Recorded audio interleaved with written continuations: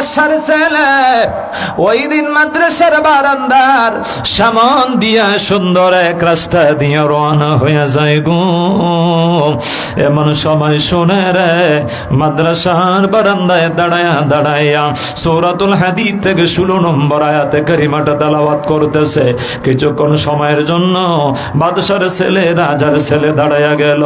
এবার চিন্তা করে মাদ্রাসার আলেম ছেলেটা তো সত্য কথাই বলেছে। ও আল্লাহ, আমি তো ইমানদার, তোমার উপরে পরিপূর্ণ বিশ্বাস করলাম। কবরে যেতে হবে তাও সত্য, কবর থেকে হাসরের ময়দানে উঠে যাব তাও সত্য গো আল্লাহ। আমার হৃদয়টা কোনো নরম হলো না, আমার দিল কোনো নরম হলো না। জানি না রে আল্লাহ, জানি না আর কতদিন তোমার জমিনে বাচ্চা থাকবো রে আল্লাহ। আমার মতো কত যুবক সাদা খাবনের কাপড় গায়ে পরানো হয়েছে গো, মসজিদ থেকে চারি পায়া নিয়া চির বিদায় দিয়ে খবরে শুয়ায়া রাখছে আল্লাহ গো। আর জীবনে কোনোদিন মদ খাবো না রে আল্লাহ, গাছা খাবো না, কোনোদিন জানা বেবিচারে যাবো না রে আল্লাহ, জুয়াতে যাবো না, খুন খারাপি করবো না, অন্যায় কাজ করবো না। মাদ্রাসার এলেম, মাদ্রাসার আলেম রে, মাদ্রাসায় তলিবাল আলেম, এলেম অর্জন করে আলেম হইয়া গেছে। ওই আলেম ছেলেটি মাদ্রাসার বারান্দায় দাঁড়ায় আওয়াজ করে আরবি ভাষাটি। রাজা বাদশার ছেলেটি তখন বুঝে, তখন কয় আল্লাহ, আমি তো তোমাকে ভুলে গিয়েছি, আমি কিতাবীদের মতো কঠিন হয়ে গেছি, আল্লাহ ক্ষমা করে দাও। আজকে খালিস নিয়তে তওবা করে নিলাম, আর কোনো দিন গুনাহের কাজ করব না। আজকে থেকে কায়েমি নামাজি হইয়া যাবো, কোন সুবহানাল্লাহ। রাজা সুলতান সম্রাট বাদশার ছেলে বাড়িতে যাইয়া বাবাকে বলে, বাবা কোরআন শরীফ কই? আল্লাহর কোরআন, একদিল কোরআন হাতে নিয়েছে, হাতে একখানা অঙ্গুরি নিয়েছে, বাড়ি থেকে বের হয়ে গেছে, জঙ্গলের দিকে রওনা দিছে। জঙ্গলে যাইয়া এই পাহাড় পর্বতের ভিতরে ঢুকে পড়ছে, শুধু কান্দে, আল্লাহ গো আমাকে মাফ করে দেন, আল্লাহ আমার জীবনে অনেক অন্যায় করছি, আল্লাহ তুমি আমাকে মাফ করে দেন। এমন ভাবে কান্দে, আল্লাহ নবী বলে, মা মিন আবদিন মুমিন ইয়াখরুজু মিন আইনাইহি দুমু ওয়া ইন কানা মিথলা রাসি যুবাব মিন খাশিয়াতিল্লাহি সুম্মা ইউসিবু শাইআন মিন হাররি ওয়াজহিহি ইল্লা হারামাহুল্লাহু আলান নার। আল্লাহ নবী কয়, উম্মত তোমার চোখে দিয়ে যদি এমন ভাবে আল্লাহর ভয়ে পানি আসে, ছোট্ট একটি মাছির মাথা পরিমাণ জল যদি আল্লাহর ভয়ে এসে যায়, জাহান্নামের আগুনটা তোমার জন্য হারাম হয়ে যায়, কোন সুবহানাল্লাহ। এখন ওই ছেলেটা এমন ভাবে কাঁদতেছে, যুবক কাঁদতে কাঁদতে কাঁদতে কাঁদতে চোখের পানি শুকাইয়া গেছে। জঙ্গলের মধ্যে খাদে, একদিন, 2 দিন, 3 দিন, 4 দিন, এইভাবে 6 দিন পার হইয়া গেছে। পেটে ক্ষুধা লাগছে, খাবারের একদিক দিয়ে কষ্ট সহ্য করতে পারতেছে না। অথচ রাজার ছেলে, বাদশার ছেলে, এমন মনে মনে ভাবতেছে, কই কি করব, এতদিন তো বাদশার ছেলে ছিলাম, আজকে তো আল্লাহর কাছে তওবা করেছি, আল্লাহ আর অন্যায় কাজ করবো না, বাড়িতেও আর থাকবো না। জঙ্গলে আসে 7 দিনের মাথায় চিন্তা করতেছে, কয় কাজ করে খেয়েছেন আমার নবী হযরতে দাউদ আলাইহিস সালাম, হাত দিয়ে উপার্জন করে খাইছে, আমার মনে হয় নিজের হাত দ্বারা যা কিছু করব সেটাই আমার হালাল হবে, কোন সুবহানাল্লাহ। হালাল উপার্জনের জন্য যেখানে মজুরি পাওয়া যায়, লেবার শ্রমিক পাওয়া যায়, রাজা বাদশার ছেলেটি সেখানে লেবারদের লাইনে সারির মধ্যে যাইয়া দাঁড়াইয়া রয়েছে। আল্লাহু আকবার বলেন। অনেক লেবার শ্রমিককে লোকেরা নিয়েছে কাজের জন্য, এখন ওই লোকটা দাঁড়িয়েছে, ছেলেটা পুটপুটে আকাশে তারকার মতো দেখতে, এত সুন্দর, কিন্তু 6 দিনে না খাইয়া শুকাইয়া গেছে, দুর্বল হইয়া গেছে। সবাই লেবার শ্রমিকদেরকে নিয়ে যায় রে, ওই ছেলেটিকে কেউ নিতে চায় না। একজন আল্লাহওয়ালা মানুষটি আইসা বলে, কিও আপনি এখানে লেবারদের কাতারে দাঁড়াইলেন, তার কারণ কি, আপনি কি কাজ করবেন? হ্যাঁ, আপনার বাড়িতে কোনো কাজ থাকলে আমাকে নিয়ে যেতে পারেন। আমার বাড়িতে কাজ আছে, আপনি কি দেওয়ালে কাজ করতে পারবেন?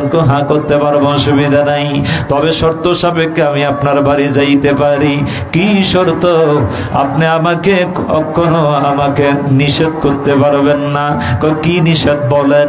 যখন মসজিদে আজান হয়ে যাবে, তখন যত কাজই থাকে না কেন, কাজকর্মগুলো ফেলে দিয়ে আমি নামাজের মুসাল্লায় দাঁড়ায়া যাব, কোন সুবহানাল্লাহ।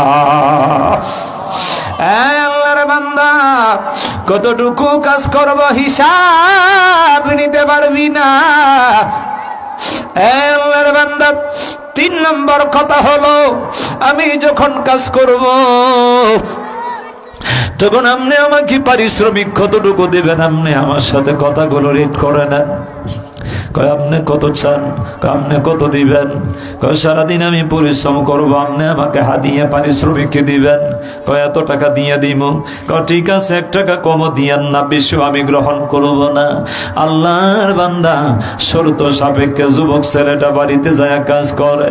সকালে কাজ শুরু করে দিল, সন্ধ্যার দিকে এমন কাজ করছে, বাড়িওয়ালা আল্লাহওয়ালা মানুষ, নামাজি মানুষ।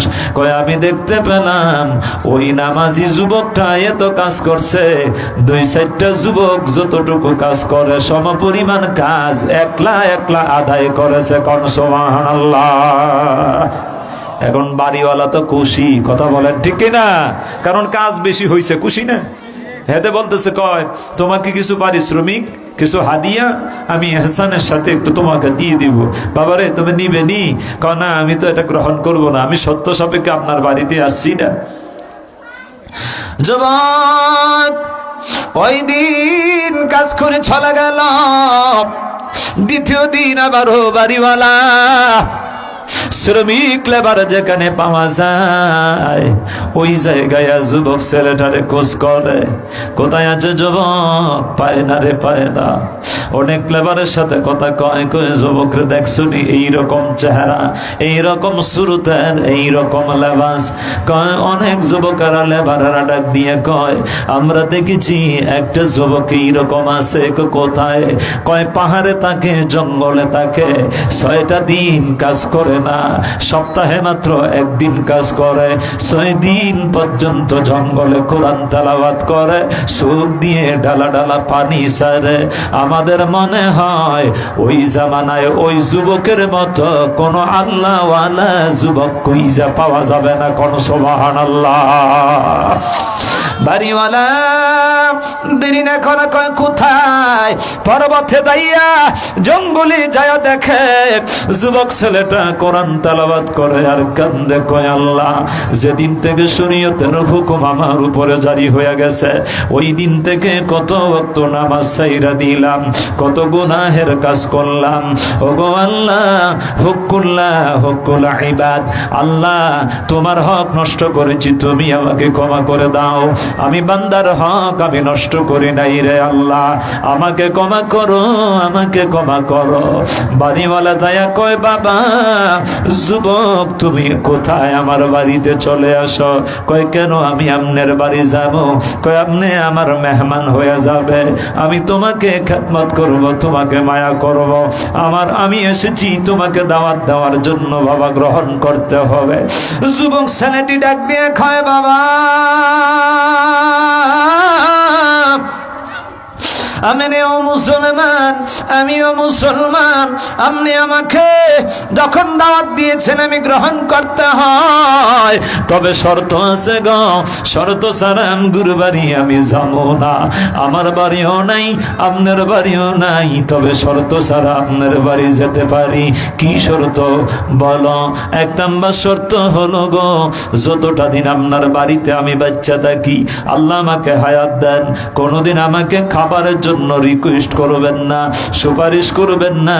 2 নম্বর শর্ত হলো বাবাজি আমার, 2 নম্বর শর্ত হলো ওই দেশে একজন বাদশা আছে, একজন রাজা আছে, আমার ইন্তেকালের পর রাজার হাতে আমার হাতে রঙ্গরিকানা তুলে দিবেন।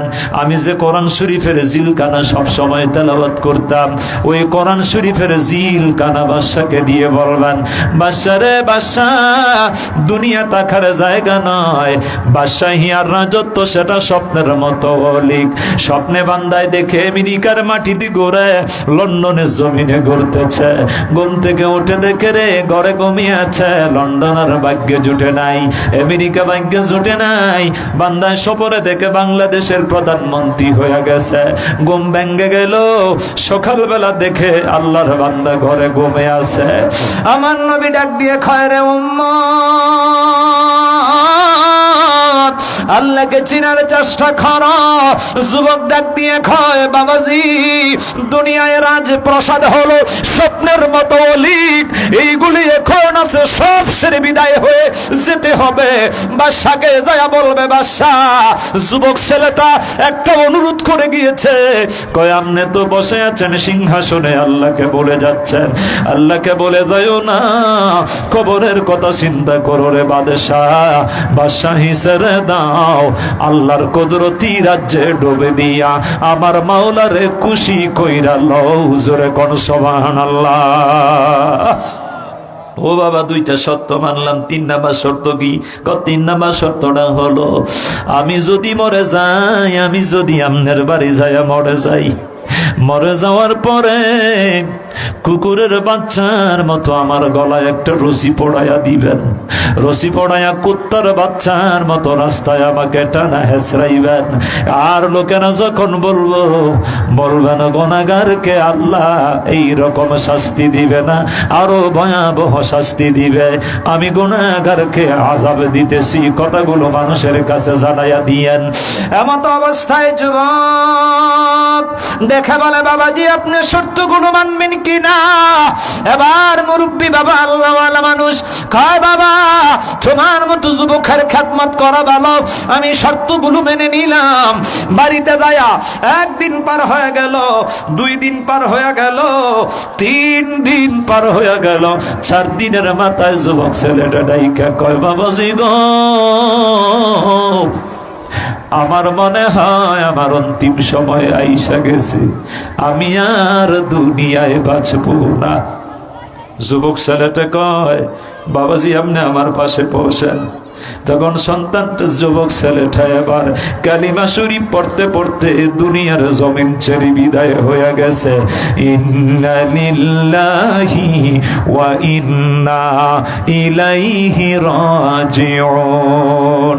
দুনিয়ায় নাই, এখন কোনো খাবার খাইছে না 3 দিন পর্যন্ত, কারণ 4 দিনের মাথায় মারা গেছে। একটা শর্ত শেষ, খাবার খাইছে না। 2 নাম্বার শর্ত হলো, আমি মরে যাওয়ার পরে কুত্তার বাচ্চার মতো রশিটা দিয়ে আমার গলায় বান্ধিয়ে ঘুরাবেন। এবার বাড়িওয়ালা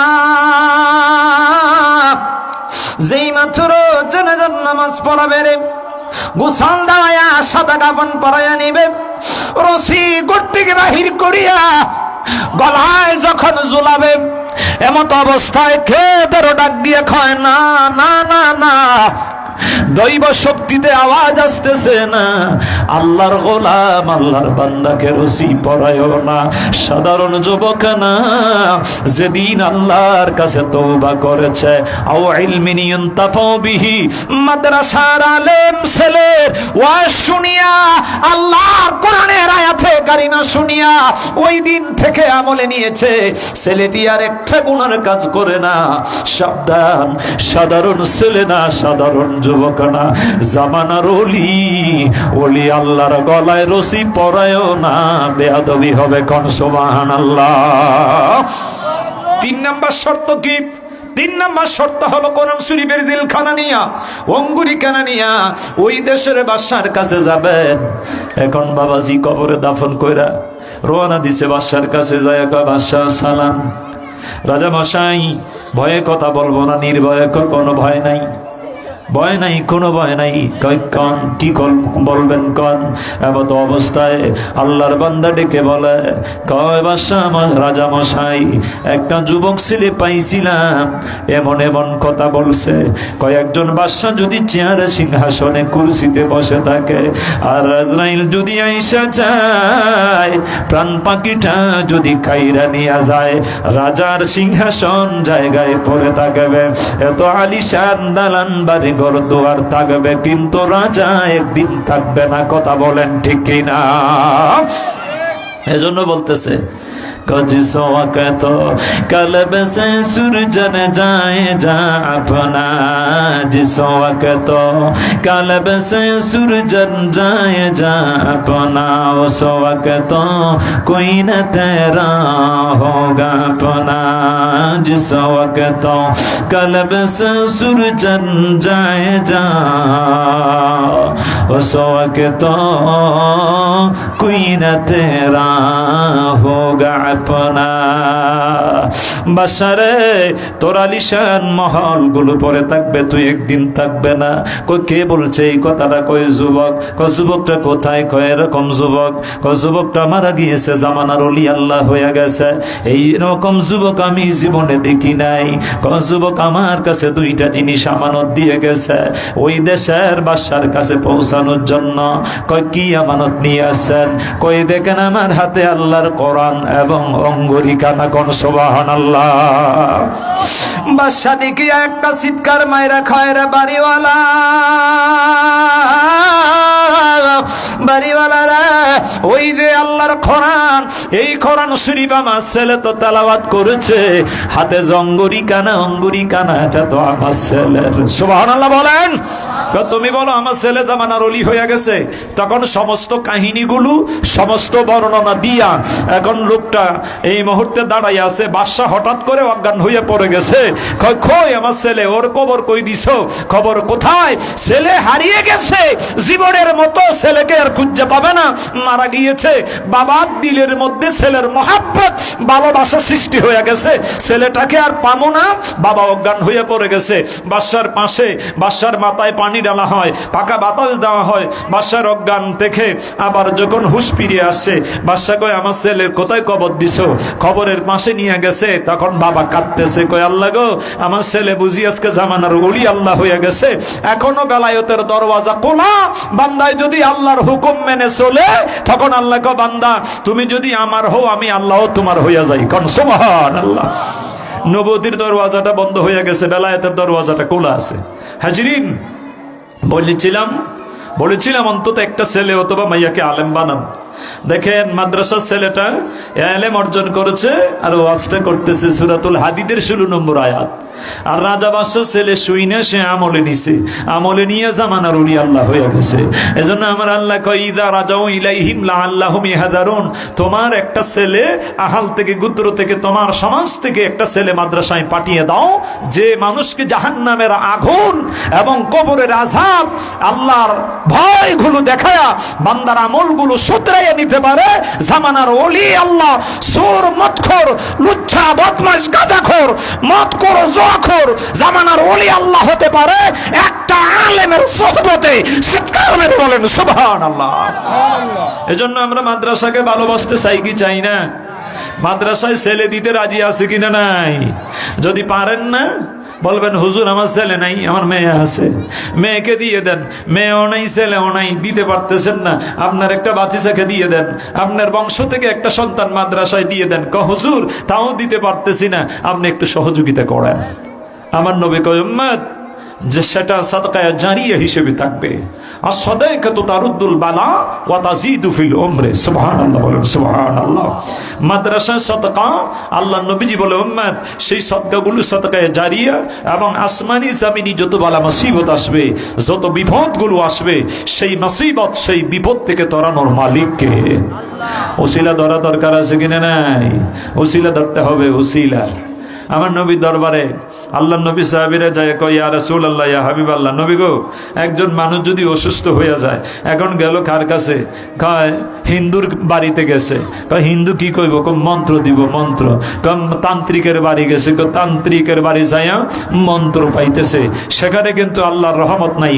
একজন হুজুরের কাছে আপনি যাবেন, একজন ডাক্তারের কাছে আপনি যাবেন, আপনি ডাক্তারের কাছে গেলেন, চিকিৎসা নিলেন, আপনার অসুস্থতার কারণে আপনি মেডিসিন খাইবেন, আপনি হুজুরের কাছে যাবেন, আল্লাহর ওলি সাহেবজাদাদের বাড়িতে যাবেন, সেখানে যাই আল্লাহর ওলি আওলাদে ওলিদের দোয়া নিবেন। তখন যদি আপনার অসুস্থ আল্লাহ যদি সুস্থ করে দেয়, শেফা করে দেয়, আমার নবী কয় উম্মত শোনো, আমি নবী তোমাদেরকে জানিয়ে দিলাম। সাহাবী আমার নবীকে প্রশ্ন করেন, ইয়া রাসূলুল্লাহ, ইয়া হাবিবাল্লাহ, মানুষদের জার ফুক দিয়া এবং মেডিসিন দিয়া মানুষ সুস্থতা নিয়ে আসতে পারে, এটা কেমন? আল্লাহ নবী বলে উম্মত আমি নবী তোমাদেরকে জানিয়ে দিলাম, ডাক্তার মেডিসিন দিয়ে মানুষের রোগ নিরাময় করতে পারে না, জার ফুক দিয়ে মানুষের রোগ নিরাময় করতে পারে না। একমাত্র সেটা হবে ওসিলা আর রহমতের মালিককে আল্লাহ রহমত দিবে, মেডিসিনে কাজ করবে। আল্লাহ রহমত দিবে, যার ফুকে ফায়দা হবে। হাজিরিন, আমার নবী বললেন, যেমন তোমার তকদিরে কষ্ট আছে, অসুস্থতা আছে, জিনবুত তোমাকে আসর করেছে, তখন তোমার শরীর অসুস্থ হয়ে গেছে, তুমি কষ্টে পড়ে গেছো, মুসিবতে পড়ে গেছো, হুজুরের বাড়ি যাইয়া হুজুর যখন তেল ফোড়া দিবে, ফানি ফোড়া দিবে, সেটাও তোমার ভাগ্যের তাকদিরে মুআল্লাকে নির্ধারিত। সেখানে যাওয়ার পরে উসিলা হবে, তোমার রূপটা নিরাময় হবে। জোরে কর সুবহানাল্লাহ। এগুলো আমার নবীজির হাদিসে পাওয়া যায়। কাজী হাজিরিন, আমি আর দেরি করব না, সময় হইতেছে, আসরের নামাজের টাইম হয়ে যাইতেছে, আমরা নামাজ আদায় করব। আর আল্লাহ নবীজির বাগানে কে কে আছেন? আল্লাহ নবীজির বাগানে মহব্বত করবেন। আমার নবী কয়, উম্মত, আমি নবীজি সুপারিশ, আমি নবীজি তোমাদেরকে সুপারিশ করব কাল হাসরের ময়দানে। কারণ আমি নবীজির বাগান, এলমে দ্বীনের প্রতিষ্ঠান। এই বাগানে যারা যে যতটুকু সহযোগিতা করবেন, আপনার সহযোগিতাগুলো বিপদে যাবে না। আমার নবী বলে, উম্মত, এইগুলো